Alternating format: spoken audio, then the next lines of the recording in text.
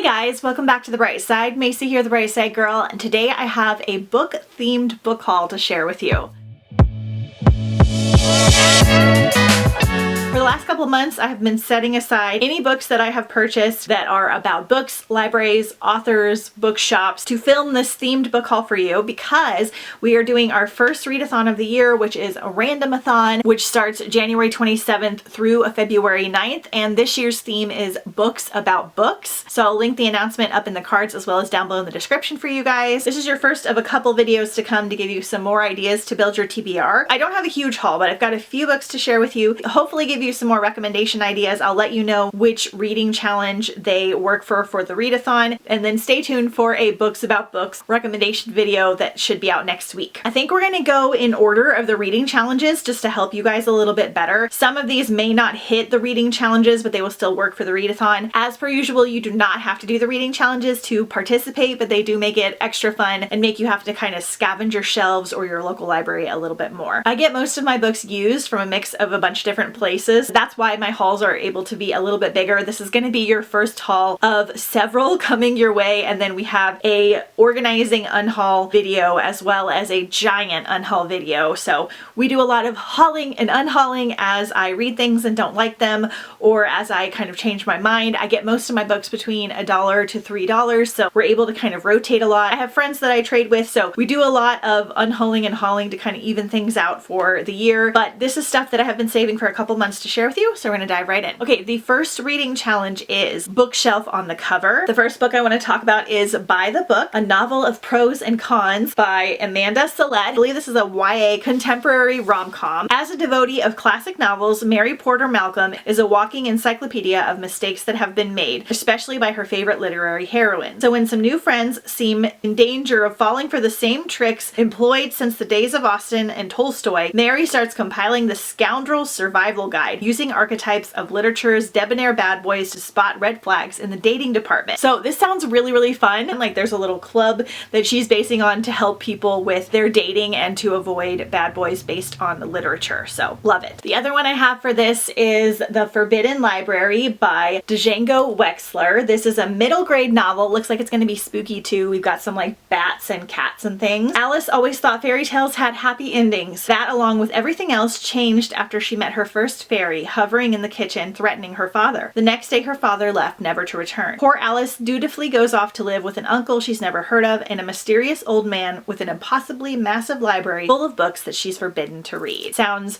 magical and absolutely perfect for the readathon. This one technically doesn't have bookshelves on the cover. However, it has bookshelves on the freaking spine, and this is a special edition of A Study of Drowning that you can find at Barnes & Noble, Target, and Amazon right now. It's just like a regular hardcover price. I think I got this for like $18. Beautiful. I have mixed feelings about this book. I read it 2 years ago now. The writing was good. I liked the atmosphere, but I wasn't sure about the ending. But it's a perfect one for the readathon, and it works for other categories if you don't find the special edition. So we're following Effie, and she has always believed in fairy tales.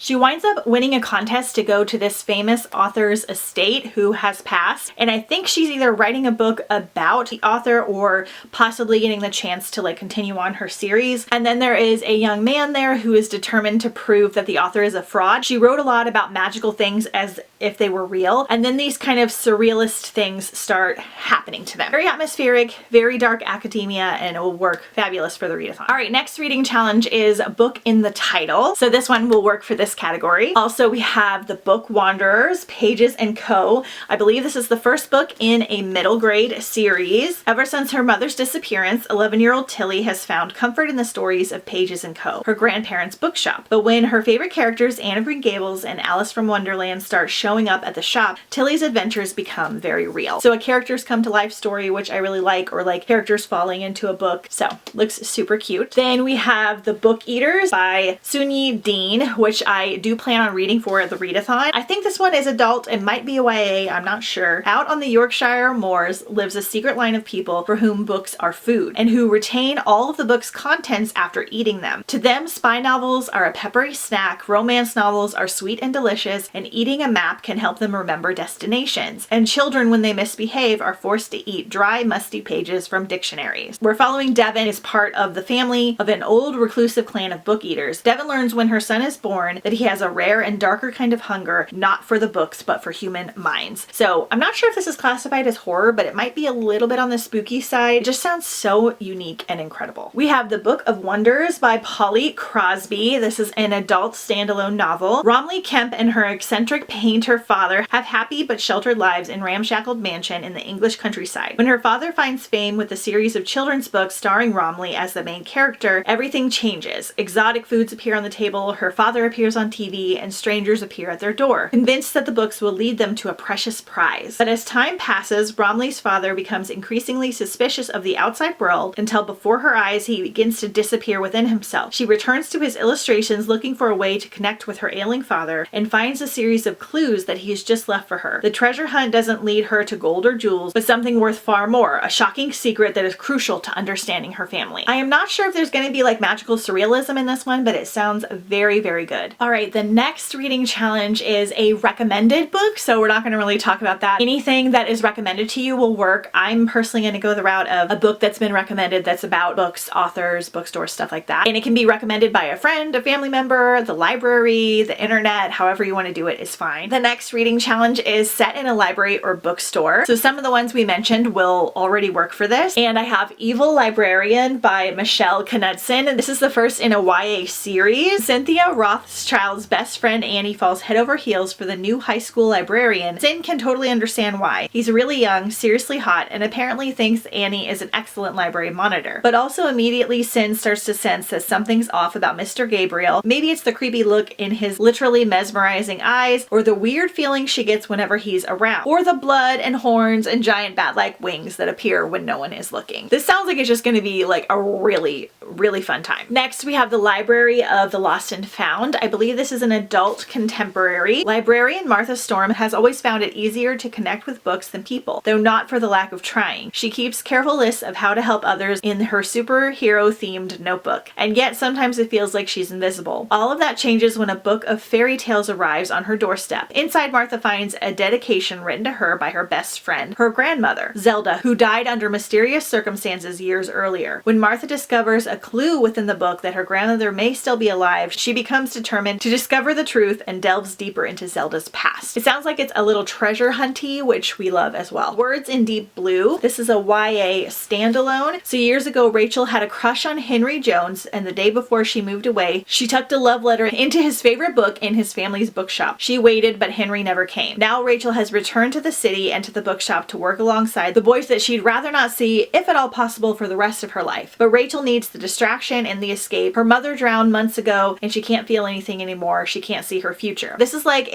probably a more hard-hitting YA rom-com contemporary, but I love this cover like so much, and I've heard really great things about it. All right, next up is An Author is a Character. I'm assuming a couple of these will work for this. I also will have more in my recommendations video and my TBR, but I just have one to share with you right now, and that is The Fiction Writer by Julianne Cantor. So this is a adult thriller. We're following once rising literary star Olivia Fitzgerald, and she is down on her luck. Her most recent novel, a retelling of Daphne du Maurier's Rebecca, was a flop, and now she's battling a bad case of writer's block. When her agent calls with a high-paying ghostwriting opportunity, Olivia is all too willing to sign the NDA. At first, the write-for-hire job seems too good to be true. All she has to do is interview Henry Asherwood, a reclusive mega-billionaire twice named People's Sexiest Man Alive, who wants her to write a book about his late grandmother's surprising connection to Daphne du Maurier. But when Olivia arrives at the Malibu estate, nothing is as it seems, and the more Olivia digs into Ash's family history, the more questions she has. But before long, she's caught up in a tangled web of obsession and marital secrets and stolen manuscripts. So probably like a thriller romance, I'm not entirely sure, or like a really good mystery. Sounds really fun and like a good mix-up from like all the cozy ones. All right, I have 3 more to share with you that don't necessarily fall into a particular category, but will still work for the readathon. We have A Trial of Sorcerers. Now, this one is not about books or library or anything like that, I don't think, but she does have a book on the cover, which is one of the challenges for Instagram. And if you don't want to solely read books about books, you can use books with books on the cover as well. We're following 18-year-old water runner Ira Landon, and she lives her life in the shadows of her older brother, of her magic's whispers, and of the person she accidentally killed.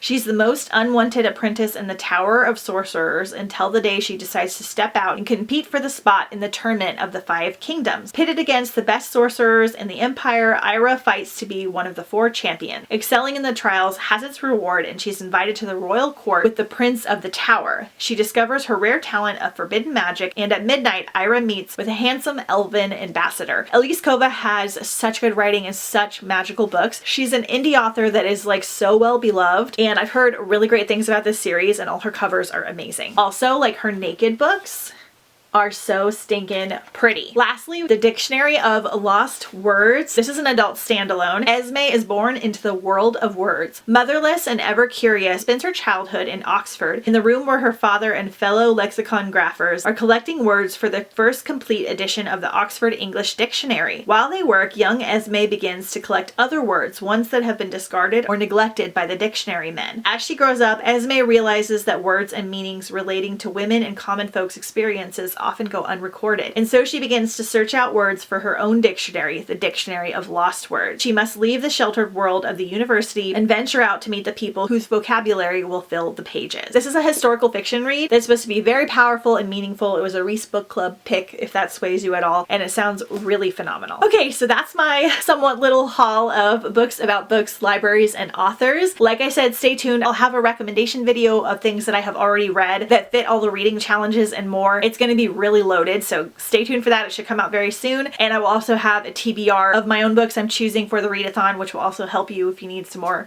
ideas for your TBR. Don't forget to check out the full Randomathon video for all the details on how to join the readathon and all the reading challenges. I'll link all the graphics and everything else you need for the readathon down below in the description. Don't forget to follow me on Instagram at The Right Side Girl, as I host the majority of the readathon on there as well. It's so fun to connect with everybody via Instagram during the readathon. I think that's it for now. Let me know if any of these books will be added to your Randomathon TBR and if you are participating, and I will see you guys next time on The Bright Side.